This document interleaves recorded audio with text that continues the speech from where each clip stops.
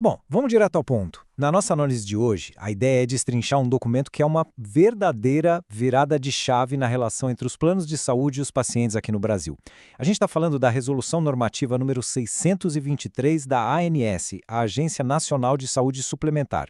Essa nova regra basicamente redesenha as exigências de transparência e os prazos do começo ao fim para qualquer solicitação médica. É uma mudança profunda. Ela mexe com toda a jornada de um pedido, lá do envio da guia até a resposta final.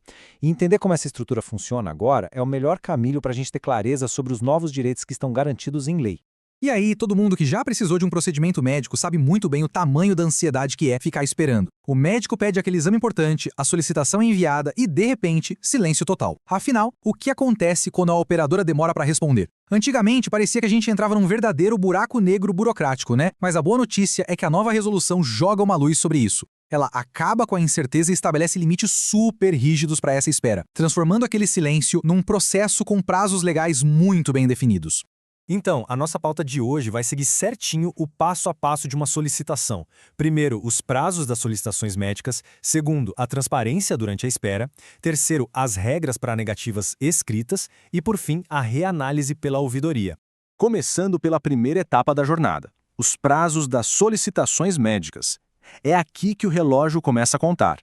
A regra aqui é muito clara, e a lógica dos artigos 11 e 12 é a seguinte: a urgência médica é o que dita o tempo máximo que a operadora tem para responder. Em casos de urgência e emergência, não tem conversa. A resposta tem que ser imediata. Agora, se for um procedimento de alta complexidade, os famosos PACs, ou uma internação eletiva, o teto é de até 10 dias úteis. Para demandas não assistenciais, tipo uma dúvida no contrato ou na mensalidade, são 7 dias úteis. E para todo o resto, os casos médicos convencionais, o limite legal cai para 5 dias úteis. E olha, vale muito a pena gravar esse número na cabeça. 5. Para a grande maioria dos exames, consultas e rotinas normais, 5 dias úteis é a regra de ouro, é o limite máximo. Passou disso para uma solicitação comum, a operadora já está oficialmente descumprindo o prazo estabelecido pela ANS. Entrando agora na nossa segunda etapa, a transparência durante a espera. Basicamente, o fim do limbo burocrático. Sabe aquelas mensagens automáticas de em análise ou em processamento? O artigo 12 veio para proibir isso expressamente.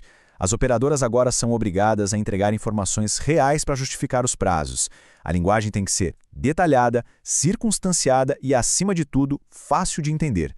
Ou seja, se o pedido foi parar uma junta médica ou se tem algum problema de logística, o plano precisa explicar isso tintim por tintim.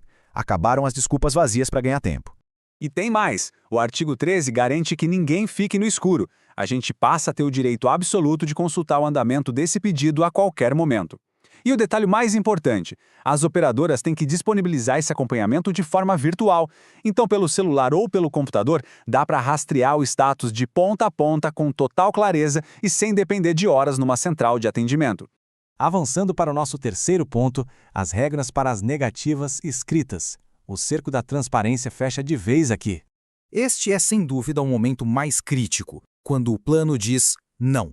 A grande questão é que recusas de boca, por telefone, são totalmente inaceitáveis. O artigo 14 é categórico. Qualquer negativa precisa ser reduzida a termo. No bom e velho português, isso significa documentada por escrito. E o plano não pode simplesmente escrever negado. Ele tem que colocar lá, com todas as letras, qual é o motivo exato, apontando a cláusula do contrato ou a lei específica que embasa aquela recusa. O impacto prático disso é gigantesco. Esse documento não pode ficar preso no sistema do plano. Ele precisa estar disponível na hora, num formato que permita o download ou a impressão. Ter esse papel ou esse PDF na mão dá um poder enorme para quem está buscando tratamento. Com ele, é possível buscar uma segunda opinião, procurar um advogado, ir aos órgãos de defesa do consumidor ou mesmo escalar o problema dentro da própria operadora. O que nos leva ao quarto e último ponto da nossa jornada, a reanálise pela ouvidoria. Lá no artigo 16, a resolução cria uma verdadeira tábua de salvação, que é a reanálise. Na prática, é o direito de exigir que a ouvidoria do plano faça uma revisão de segunda instância daquela negativa. E olha que interessante, o plano de saúde é obrigado a comunicar ativamente sobre esse direito no exato momento em que emite a negativa. Não é um benefício escondido no manual, é um direito claro que tem que estar na cara do paciente. E o passo a passo para usar isso é bem direto. Recebeu a negativa? Aciona a ouvidoria, E aqui a lei bate o pé. A operadora é terminantemente proibida de criar formalidades complexas só para desencorajar esse recurso. Tem que ser simples. Uma vez acionada, a ouvidoria tem um prazo máximo de 7 dias úteis para entregar a resposta final dessa reanálise.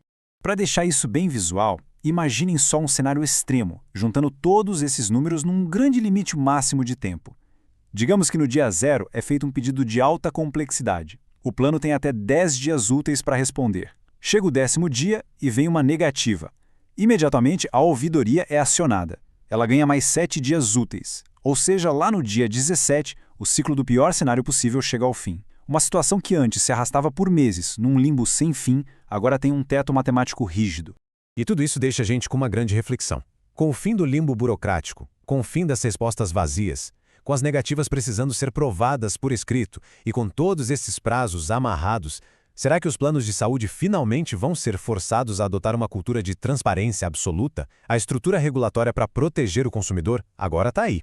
O próximo passo é acompanhar de perto como isso vai funcionar na prática. Afinal, conhecer esses direitos é o primeiro passo para exigir que cada uma dessas regras seja cumprida à risca.